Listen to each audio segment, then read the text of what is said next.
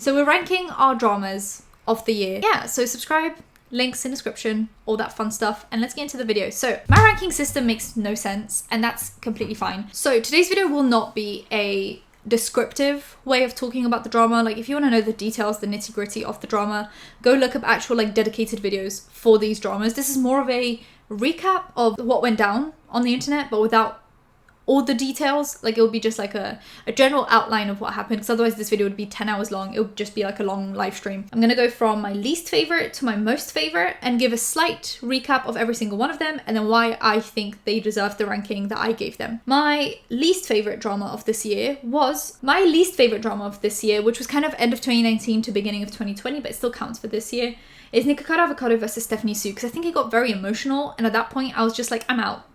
This is very emotional. So what happened was Stephanie Soo posted a video that was called Why I Am Scared of Nikocado, where she mentions a few things, but mainly it was that he was manipulative towards her, that he wasn't a good character. He would invite her to do things with them and then talk badly behind her back. If she didn't want to hang out with him because she was starting to get the feeling that he was kind of manipulative, he would poke fun at her, he would kind of taunt her, make her feel like she was a bad person for not wanting to spend time with him or not wanting to be at a collab. She showed a few clips of how she was uncomfortable. She showed clips of him taking pictures without her consent of her house, as well as posting her security system, like a picture of her security system on the internet, which that's a big no-no when it comes to security at home. She said she went to the toilet and she saw on the security cam that he was taking pictures of her house, and obviously she can't release that footage because California is a two-party consent law state, so she'd need his consent, and he never ended up giving her consent, I don't think. So all of this started because apparently she was fake. So going kind of back, she did a collab with Veronica Wang, who was a mukbang YouTuber as well, and they did a collab, and then a YouTuber called Shukbang made like one of those like funny montages that they make, and then Veronica got very angry and she copyright striked that channel. That was a whole mess, during which Nikocado was defending Shukbang, and then oh my god, this is so insane. Like, just thinking about drama, like recapping drama in my head, I'm like, all of that happened in such a short amount of time? Okay. He defended Shukbang against Veronica. Veronica got very angry. It was like big drama, but then it kind of died down. And then he filmed a collab with Stephanie, during which he claimed that she wanted to film a documentary about this whole situation. What Stephanie then said is that she wanted to film it with Veronica, but he constantly tried to make her talk badly about Veronica on camera to make it like tea, and like he could probably like use it as clickbait or something. Anyway, she referred to him as very manipulative. She linked down below articles that helped her understand manipulative behavior and how to kind of see it in a person and quickly just understand it and make sure that you're like aware that it's happening. Then he filmed a video where he pointed out things that he thought were manipulative in her video. So like, apparently she showed clips out of context. He didn't like the little montage she did at the start of the video where he said that it made him look worse than he actually was, that she made him look like a criminal, just things like that. And he said that it would basically just like go after him for the rest of his life. That got a really bad like to dislike ratio. No one's really agreeing with him. Everyone's agreeing with Stephanie Soo now. And then she filmed another video that was how Nikocado manipulated all of us, where she debunked the things that he said about her video. And then Veronica got involved and she started supporting Stephanie.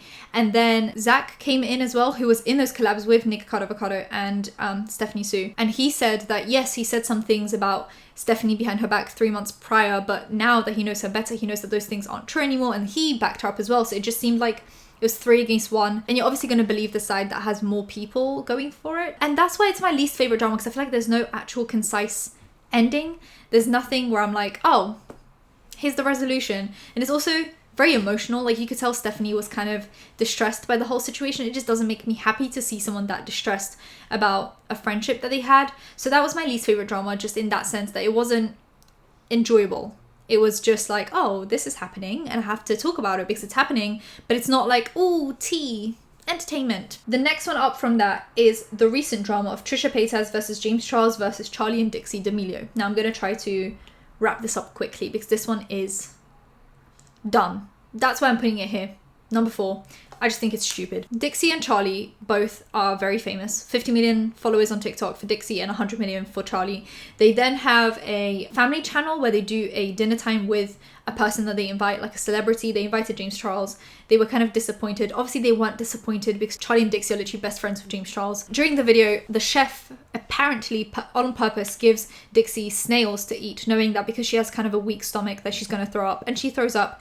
James is kind of carrying the whole video, and then Trisha goes on like a wild TikTok thing, ranting session, where she makes about 30 TikToks on these girls, and she's dragging Charlie, she's dragging Dixie for being ungrateful and unhumble, and then she's dragging James because she hates James and this was a good opportunity to go at him, and then she's just, so much is happening. And then Dixie makes a mistake of dancing to Trisha Paytas saying the N-word, and everyone was like, well, now you're just making it sound like this is something you can use against her or weaponize against her rather than something that should be frowned upon. So that was a bad look. And then Charlie hits 100 million after losing 1 million followers. James is defending them. Trisha goes on the Frenemies podcast that she has with H3H3, and she calls the girls the R slur. And she says that she thinks they're just slow. So you're calling them out for not being humble and throwing up, while you, at your big age of 30-something, don't know that the R slur is a slur that you shouldn't use. This is why it's not my favourite one, because it's got Trisha involved, and whenever Trisha's involved, things are going to go south. People are going to agree with her for like 2 seconds, and then she's going to do something so outrageous, like say the R slur, and then you're just like, well, what was the whole point of this then? What was the point of this? Why did this happen? What was the point? But it was so huge that this is like a big drama of the year, but it's just like, why? Why are we dragging a 16 and 19-year-old over having a weak stomach and not liking exquisite cuisine, while you're also ignorant? Next, third one is Gabby Hanna. That was a blip.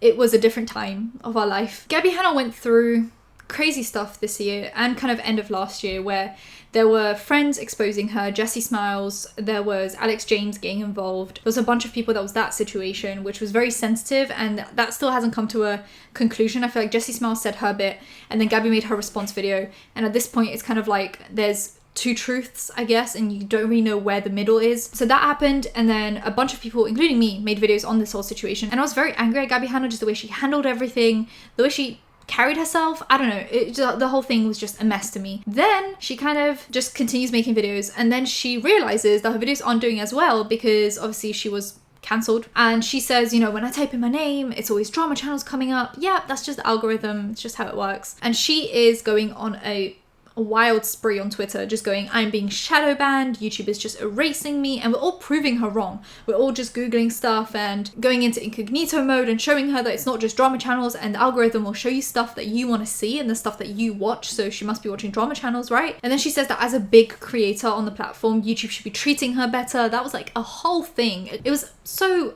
wild to me. Then she went on these crazy live streams where she would just live stream on YouTube and just like type violently or just shout at the camera, and then she had her podcast with a friend and she was just shouting, and that's where, you know, that's where we got the high school bullies thing from. It was just, it was crazy. I tried to have a DM conversation with her, that didn't work out. I've had DM conversations with her since then, and they've been a lot more civilized, and we could actually find some common ground. Back then, not really. So she was claiming she was being shadow banned, so she then went to, apparently, YouTube execs, I guess, discussed that with them. And that left a bad taste in people's mouth, because it's like, oh, what, you're going to snitch on us to YouTube and potentially get us shadow banned instead? Anyway, she said she was doing it for the greater good. And then since then, more drama has happened, because Joey Graceffa and Mr. Preda both came out and basically said that she was a nightmare to work with. Joey didn't really name her, but the story was the same. Mr. Preda recently posted a Q&A where he said that she was a nightmare to work with on Escape the Night. She made him cry, she was unprofessional. He basically said that she's a wolf in sheep's clothing, and that the person who usually cries wolf is the wolf, and that if someone in the industry doesn't have many friends, then that's probably a good sign that you shouldn't be like supporting them, is basically what he said. So that happened, and then recently also Alex James posted a video exposing her further, which is like a few months ahead. Like, why are we still doing this? Anyway, so I think this is my top 3 because I feel like it's never ending. Like, just when you think it's done, it just keeps on going. It's like whenever I'm like, oh look, Gabby Hanna hasn't like had a little moment for a few months, this is cool, suddenly there's like 5 videos on her, and I'm like, oh, so we're restarting, we're going again, cool, let's keep on going. I feel like there's just so much around Gabby Hanna that I'm like, I can't keep up. Like, if I was to tell you everything that I've said in videos about Gabby Hanna, like everything that I've covered way from like 2018 to now, because I'm just covering the 2020 stuff, if I'm from 2018 to now. But yeah, like just looking at the 2020 stuff alone, I'm just like, how did you get into this much drama in 1 year? without ever really doing much. This is why Gabby Hanna is my number 3, because it's just never ending. It's like, if you need content, here she is. Here's Gabby Hanna just being exposed by someone. She's now actually back on YouTube, filming, posting videos, making music. She's got like another channel that she made. I guess she's doing it because people that actually hate her won't take the time to go on that channel. So it's just like a little small community of people that actually enjoy her content. And I think that's a really good idea to keep kind of like a positive area so that she doesn't go into like a dark place again. But that's it for Gabby Hanna for now. I know there's going to be more. My number 2 and my number 1. Well, for one, they're linked, so it's kind of difficult to split them up. But they're not linked at the same time. I guess one wouldn't have happened without the other, but they're also separate. I was debating which one's going to be number 2 and which is going to be number 1, but I think I'm going to make number 2 the more serious one for that exact reason. Like, it's number 2 because it's too serious for me. But essentially, Dramageddon, Karmageddon, Sistergeddon, whatever you want to call it, happened this year. It's a yearly occurrence. I want to know what's going to happen next year. So we had the first Dramageddon, second Dramageddon, and now this one. I'm covering Jeffree's side of things. Hannah's going to be covering the Shane side of things because we really wanted to cover Dramageddon together. Jeffree, Tati, and James were very silent. They would make slight digs here and there. Tati disappeared off the internet. It was a very calm and peaceful time. And then we hit about like June, and suddenly Jeffree is piping up again. I guess sales are low, views are low. We gotta pipe up. He goes on the Mum's Basement podcast, and this is where it really kicks off. Because at that point, everyone's exposing Jeffree for the person that he is, and it's not great. People are exposing his past, and he decides to go on the Mum's Basement podcast and just stick his head out some more and give us more ammunition. Not a good idea. He goes on the Mum's Basement podcast and basically just says, me and Shane would never plan this. Me and Shane didn't want to cancel James. We're superstars. Keem, we're superstars. And he keeps on talking about that voice note that everyone's talking about. He was like, well, I can go and play Banks the voice note now, which is like, it's weaponizing a victim and a victim's secret, I guess, something that they don't feel comfortable talking about publicly. It's weaponizing that for some tea and drama and for some blackmail, I guess. And then he blames it all on Tati, right? So when Dramageddon happened last year, obviously Tati made that video, the Bye Sister video, and Jeffree then made so many tweets calling James awful things, and then out of nowhere he films a video and goes, I'm so sorry James, I will never be involved in drama ever again. And now he's got the nerve to go on a podcast and be like, oh well, Tati did this to James. We didn't, Keem. Did you see me filming a video on this? No, but I saw you adding fuel to the fire, definitely. Anyway, that happens, and then we're all just like, okay, Tati's gonna respond ASAP. And Tati does respond in her Breaking My Silence video. That was a video. She essentially blames the things on Jeffree and Shane. Whatever you want to believe, whatever side of the story you want to believe is your prerogative. I'd just rather not believe Jeffree and Shane. They're like bottom tier right now. So she says that they manipulated her into making this video, and then they backed out when they realized that it was more trouble than it's worth, and she was left to kind of like deal with the consequences. Jeffree then makes another apology video where he apologizes to James but never mentions Tati, and people are now saying, so you have this voice note, you think he's guilty, and then you're making a video apologizing to him, but you're not saying what you're apologizing for, and you're not saying that he's innocent. You're just saying, I'm sorry, James. And then he also did that performative activism where he started naming Breonna Taylor and just victims of police violence, and I'm like, really, in a drama video, that's what we're gonna do? He obviously lost millions of subscribers. He got a new boyfriend who scammed him. That was allegedly what happened. Then he goes on the Sip podcast recently where he talks about the whole drama, and he literally is just like, oh, drama, like I'm being cancelled. Like he doesn't realize what has happened. But the stuff that's been exposed about Jeffree is insane. There's even more stuff coming out right now. Insider's covering this whole thing. He's just an awful human being, and this is why it's number 2, because I feel like it's just so like sad and just overwhelming, and it's just not something I enjoy talking about. It kind of makes me feel icky talking about Jeffree. His launches are flopping right now. They're not selling out, and they're having a lot of quality issues, and his videos are not doing well. There was a video that in like 3 days didn't even hit 1 million views on a 17 million sub channel. He's still losing, and it's not my favorite piece of drama, I'm gonna be honest with you. I think Dramageddon was fun when it was happening because it was like Jeffree was sprinkled into it, but when you just talk about Jeffree as a person, you get icky. You feel dirty. You feel like you need to take a shower because you're just like, I feel bad. Anyway, that was what happened. And yeah, since then, everyone's been kind of silent. I feel like I limit how much I talk about Jeffree Star now because it just makes me feel icky. I need him in like small doses, you know, just to feel good. Which is why this is my number 2. My number 1 is drama that I'm actually involved in. How cool is that? It all goes around, you know, cycles. Tati versus Without a Crystal Ball versus Clark Swanson. Just tag him on at the end. I have a bunch of videos on this if you want to watch in-depth receipts, proof, screenshots, live streams. It's all there. Today's just a little recap. So Clark Swanson, who is Tati's business partner, is suing her because apparently she scammed him out of the palette launch. So she was supposed to launch the palette under Halo Beauty, and then she didn't launch it under Halo Beauty, which means he missed out on about 16 million, I think he said, from the first launch. Well, no, he wasn't going to get the whole 16 million, but it was 16 million split among the three of them. So he's suing her, right? That comes out and we're all just like, oh, this is exciting. This is, wow, tea. And then another lawsuit comes out, and it's against Without a Crystal Ball, who is a drama channel, drama commentary channel. But I don't want to add her to that community because she's like, oh, I'm not a tea channel, I'm a commentary channel. But it's like, you're one of the worst. So Tati is suing her for defamation. Now, I knew that Tati was pursuing legal action for about 1.5 years, but I didn't know she was going to sue her. I thought it was just cease and desist. What I didn't know was Tati had sent her 4 cease and desists, and Without a Crystal Ball just didn't stop. So then she's being sued. She's being sued in Washington, which means that her lawyers couldn't work on the case alone. They had to get Washington lawyers to represent her, which is obviously more costs. She then has to travel, which is even more costs. And during this whole time, she's not stopping talking about this whole thing. So you're being sued for defamation and you're just talking. You're going, live streams, tweets, deleting stuff. She deleted videos and tweets and deactivated her Twitter account so she could delete tweets when she's literally being sued for said videos and tweets. There was a motion for the destruction of evidence that was being filed, and it's been filed, and she hasn't responded to it. Also, she was supposed to respond to the initial lawsuit and she was late. And she also posted too many pages. So like there's like a limit to how many pages you can post for a response. And she went over the limit. So she got a warning. The judge could have just completely declined her motion. She filed a motion to basically say, like, I didn't defame. I want this whole lawsuit to go away. They could have just rejected it on the basis of her not following the laws, the rules of the court. But they didn't. They were very nice to her. They were gracious and they gave her some more time. But it's just like, to be in this lawsuit, keep on talking, delete evidence, and then not file on time. Mind-boggling. Mind-boggling.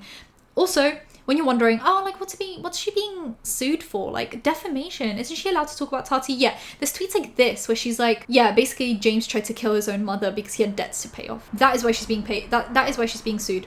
She called him a criminal. She said that he's got a huge, like, criminal rap sheet, that Tati's selling snake oil. She, like, looked heavily into Tati as well. She looked into her real name, which Tati never showed her full name, surname on YouTube, and she just went and put it out on the internet for funsies. She tried to look into her parents, into her family. Like, it's just insane. Tati's obviously filed her side. Katie's filed her side. I'm just waiting for it to go to court. But obviously with 2020 being the way it is, I don't know when that's going to happen. But I just want to know how this goes. This is my number one because it's the first of its kind. I feel like we've had drama before, but it always stays on the internet. And now we have this, where it's actually going into the legal system. We have lawyers talking about this. We have lawyers on Twitter asking for evidence. It's wild. It makes me feel alive. I think Without a Crystal Ball actually kind of deserves it. I think if I was Tati and I sent 4 cease and desists and I was being mocked for sending 4 cease and desists, because that happened. Katie was like, she sent me 4 cease and desists. If she was going to sue me, she would have done it by now. I'm like, that's not something you say when Tati is a multi-millionaire that can pay for really good lawyers. You don't taunt the lawyers and Tati. But she did, and here she is. This is why it's my favourite drama of the year. It's because I'm partly involved in it, because Without a Crystal Ball has a bit of a hate thing for me. She constantly shades me and then apologizes and then shades me again and then apologizes, and it's like, this is why it's my favourite drama of the year. And yeah, that's it for today's video. And yeah, subscribe, hit that bell. Links in the description. Comment down below anything you want to comment down below. I hope you guys enjoyed it. Give it a thumbs up if you did. And I'll see you in my next one. Bye guys.